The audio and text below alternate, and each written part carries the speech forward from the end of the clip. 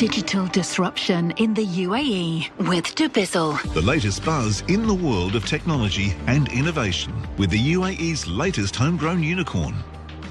Yeah, we are having a look at what dubizzle does next this morning. When you've basically become the vernacular for online sales in a country, where do you go from there? We are very pleased this morning to be joined by Haider Ali Khan, who is the CEO of Bayut and dubizzle, as well as head of the parent company EMPG for the MENA region. Haider, it's lovely to have you with us. Thanks for joining us. Right. Thank you.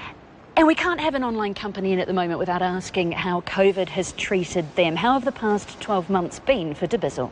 Sure. It's really been an interesting time. When we were in the middle of the lockdown, we saw a lot of mobility restricted, and digital trends aren't that different because people still need to interact and exchange things. So the last 12 months, we saw a dip during those 2 months. Then we saw a recovery, and the recovery was actually above the baseline for us. So people got really active, and then over time, it's kind of settled back to kind of a bit of a normal, what it was before the pandemic started. So. What challenge, though, has the pandemic thrown up for you? I mean, this is very much a social disease, and your model as dubizzle is to bring two strangers together to physically exchange something with each other. Sure. I think generally also, if we just look at dubizzle as a platform, it's been, it was kind of the 1.0 version of taking print classifieds to the digital, right? And I think as we move forward, we're planning and we're doing a lot of work in bringing the 2.0 version. Which I believe a lot of the economy today is what I call is an economy of convenience. People want to sit at home, and you can understand that when you want to trade secondhand items or used items, pre-loved items, it is a pretty onerous task because you have to go and you have to look at it, then you have to make the payment, then you have to get that stuff delivered or pick it up and bring it back. So we're looking at a lot of those touch points, and we're seeing how we can actually facilitate that without you having to leave your house. And I think we're looking at quite a few interesting things that we're probably going to be rolling out, and that's what's been going on for the last 12 months. So how do you buy and sell stuff without leaving the house in this case? What kind of things? Well, and all kind of things, right? So I think if it's a car, obviously that's a big thing. If it's a house, that's a separate thing. But with general day items, we're going to see if we can actually bring it to you.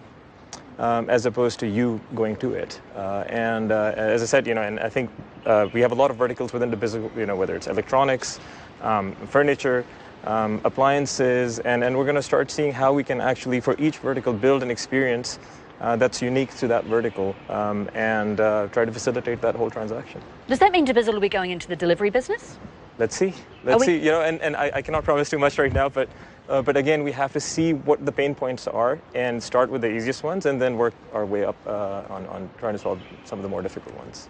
Did you see a change in what people were buying during the pandemic, where their priorities were? So we get a lot of data, obviously, and we did see a lot of items come to the market, whether it was because people were moving or leaving. That's a little difficult to tell, but we did see generally in all categories, we saw a lot of upswing in terms of items that were coming and also rotating through. So because we get fresh items listed every day, we get thousands of items on the website, so tens of thousands. What else could dubizzle 2.0 look like? What other things are you considering?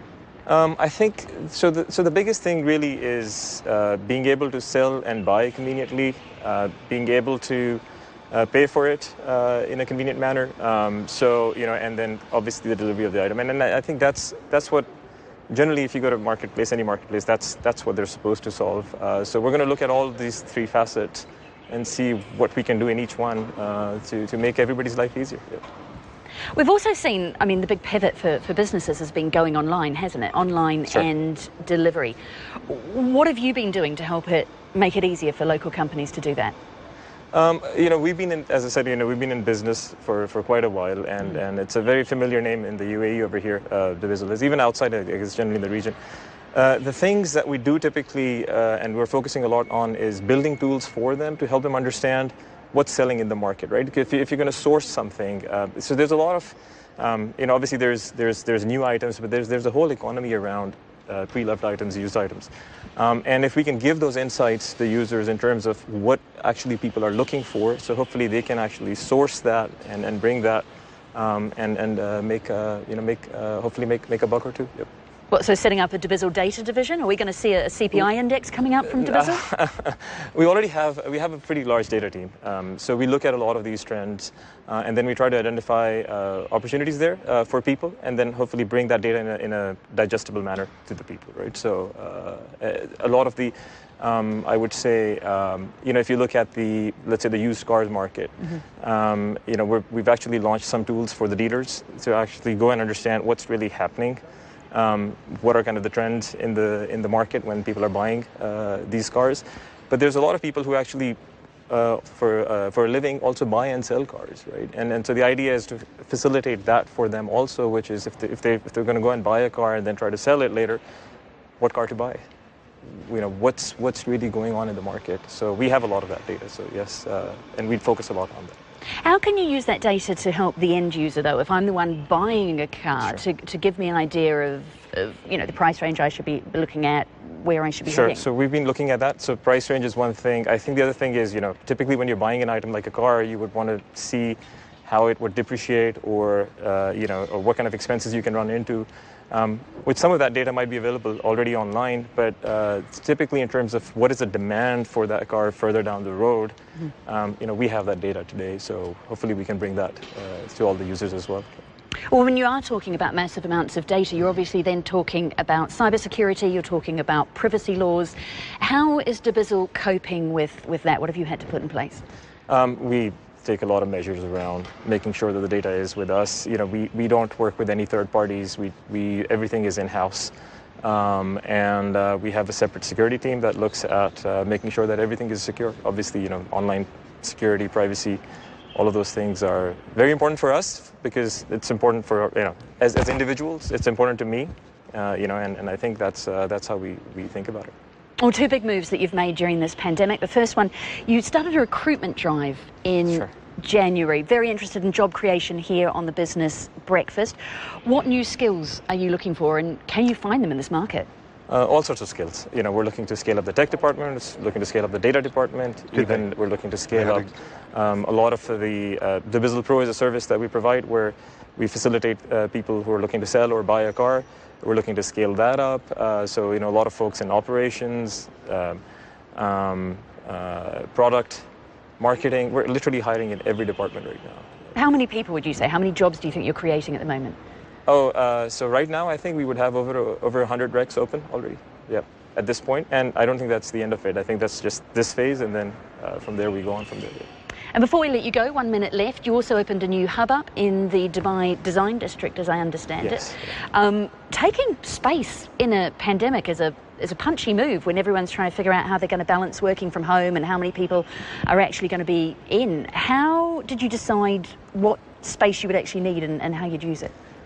So we have a very long-term plan, and you kind of have to see past this. Hopefully all of humanity will get through this, and I think the UAE has done a fantastic job, and you can see how life is coming back.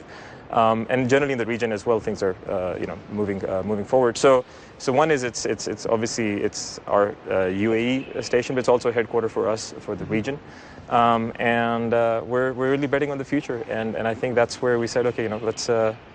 We didn't even think twice about it. We're like, let's get the space. We need the people.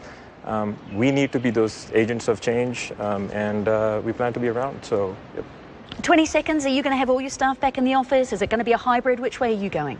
We're working as, so personally for me, I was out, obviously those 2 months, I was out on the last day, I was back in on the first day. I really like the ability to be in the office and interact with people. And I think we're just going to see how things are. But a lot of people have missed being in the office, so they're back in the office now. So it's, let's see how things go. Yeah. Haider Ali Khan is the CEO of Bayut and Divizzle, as well as head of their parent company EMPG for the MENA region. Thank you very much for joining us. Thank you very much. You're listening to The Business Breakfast and hopefully watching us on Dubai One television as well. Still to come, we'll be looking at that OPEC meeting that's happening today.